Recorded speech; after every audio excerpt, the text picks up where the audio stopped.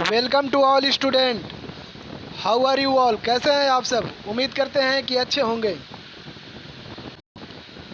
आज medieval history के सबसे लास्ट चैप्टर औरंगजेब के विषय में पढ़ेंगे और देखेंगे कि औरंगजेब के मृत्यु के बाद भारतीय इतिहास एक टर्न लेता है और आधुनिक भारत में प्रवेश कर जाता है।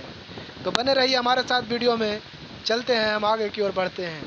शाहजहाँ के 4 पुत्र थे: दारा शिकोह, औरंगजेब, मुराद बख्श और शाह शुजा। शाहजहाँ दारा शिकोह के साथ बहुत लगाव रखता था।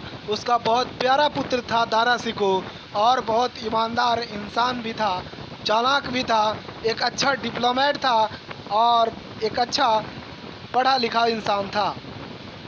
शाहजहाँ ये चाहते थे कि मुझे मृत्यु के बाद दारा शिकोह राज्य का राजा बने।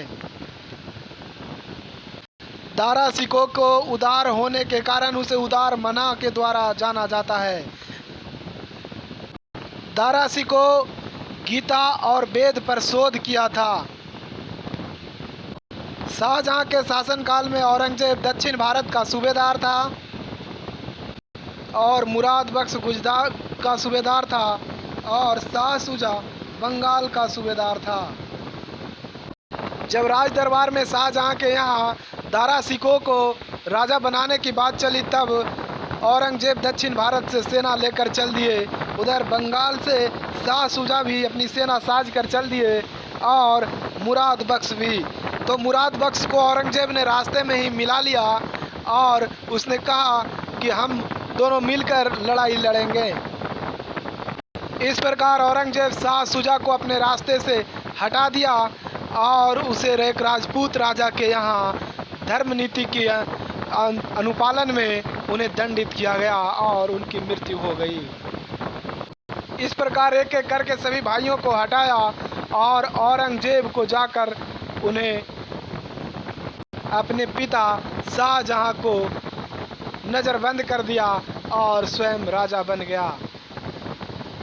इस प्रकार मुगल बादशाह आलमगीर औरंगजेब 1658 ईस्वी में आगरा का राजा बन गया।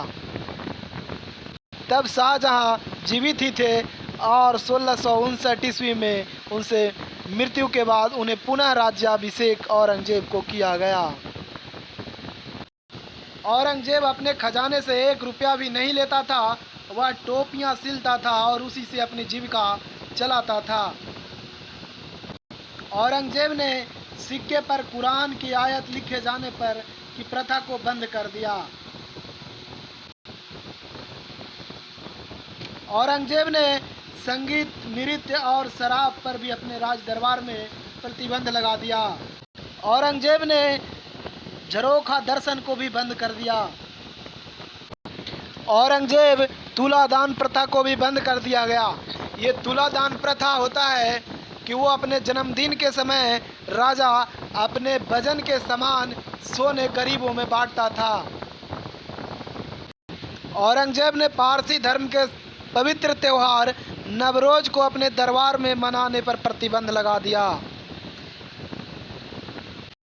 दक्षिण भारत के विघटन से राज्य बने अहमदनगर, गोलकुंडा, बेरार, बीजापुर और खानदेश। औरंगजेब के शासनकाल में इन विघटन हुए दक्षिण भारत के राज्यों में 2 राज्य को विलय किया था, वो है गोलकुंडा और बीजापुर। पुरंदर की संधि 1665 ईस्वी में शिवाजी और जय सिंह के बीच हुई थी। जय सिंह औरंगजेब के बाएं हाथ थे।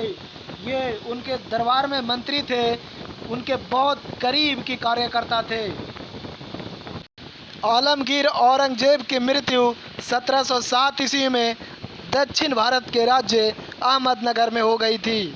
तो धन्यवाद दोस्तों, ये वीडियो कैसी लगी आप हमारे कमेंट बॉक्स में ज़रूर बताएं। चैनल को सब्सक्राइब करें, बेल आइकॉन दबाएं और अपने दोस्तों में शेयर करें।